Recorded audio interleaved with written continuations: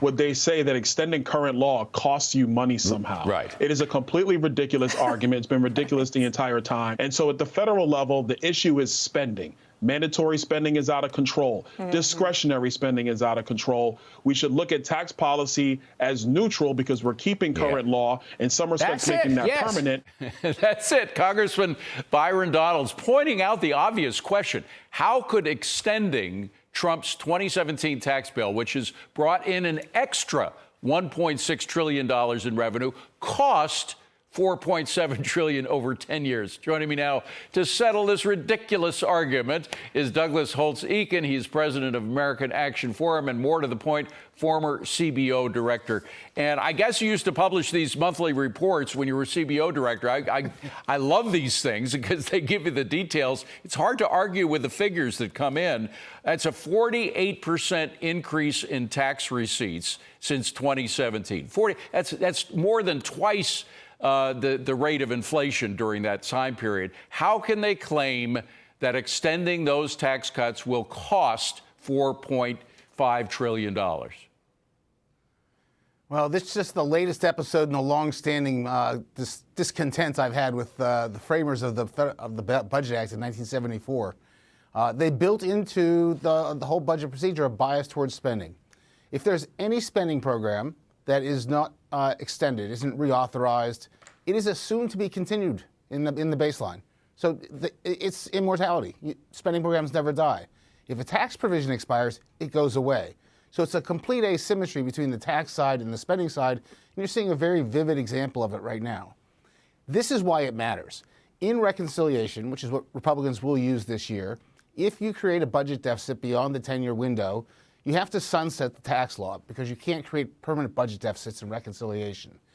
By having this baseline, it is much, much harder to not create deficits. You get 4.5 off the bat when the Tax Cuts and Jobs Act gets extended. As a result, we'll have less permanent policy, which is less powerful growth policy. What we really need is the most pro-growth reform we can get. There was a line in some Dickens, maybe it was David Copperfield, some Dickens novel, where somebody said quite rightly, if the law says that the law is an ass.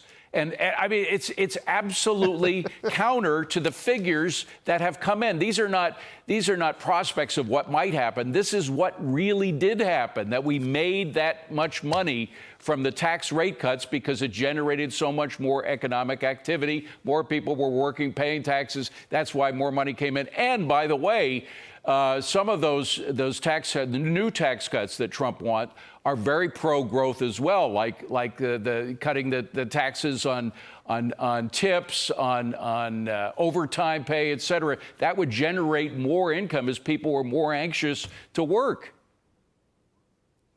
Well, I think you're better read than I am, but there are two things I know from experience. Number one, substantively, the problem is the big mandatory spending programs. Yes. Over the next 10 years, Social Security and Medicare are going to be more than one half of all non-interest spending. So they have to be dealt with, and they're not being dealt with right now, and that's a huge problem. The second is the rules of the game are rigged for more spending, and so it's time to change the rules so that both parties, when they're in power, don't just fight about what they like, they play by the same rules when they do it, and those rules are even between the spending side and the tax side of the budget. That's what we really ought to be focusing on. But by the way, some of that mandatory spending for Social Security and Medicare and Medicaid is being looked at by DOGE. It is, I mean, for years we've known, even 60 Minutes, I remember once did a report years ago when they did real reporting about fraud in Medicare and Medicaid and coming up with figures like at least 10, I think it was like an average of 15% wasted and through waste and fraud that was spent every year from those things. And that adds up to billions and billions, maybe trillions of dollars over 10 years. Certainly, someone ought to look very, very closely at Medicare, which has for a long time been widely understood to have a lot of Medicaid, particularly since involved. its expansion after Obamacare. Sure. But that'd be a tremendous thing for the DOGE folks to accomplish. I hope they do it. Most of the spending, though, is spending that Congress has authorized, has designed, wants to have happened. And so if you really want to take on those programs, you have to change their architecture and change the architecture of the welfare state so that you get slower growth in those programs. That's the goal. You know, it's not a massive cut. It's just slower growth so we can manage it as the economy grows more rapidly. By the way, you and I once talked about all the spending during COVID, the COVID era, by both Republican and Democrat administrations. There was one in particular that I asked you because I believe one of the jobs of the OMB is to try to do some forensic accounting about where money is spent, where it goes, where it doesn't show up when it's supposed to. There was $189 billion in COVID emergency spending that went through to education, K through 12 education. Whatever happened to that? It clearly didn't positively affect the test scores. Test scores have been plummeting the more money we spend on education. Truth is, I don't know. But I will say this about OMB. One of the things that we will find out in the DOGE process is that OMB has a lot of DOGE in it. And every year they propose a lot of program cancellations, a lot of rescissions. And you know what happens? Nothing. Yeah. Maybe this year it'll be different. And that would be a good thing because it is understood that there are programs that aren't working, they're duplicative, and that need to be eliminated. It just never gets done.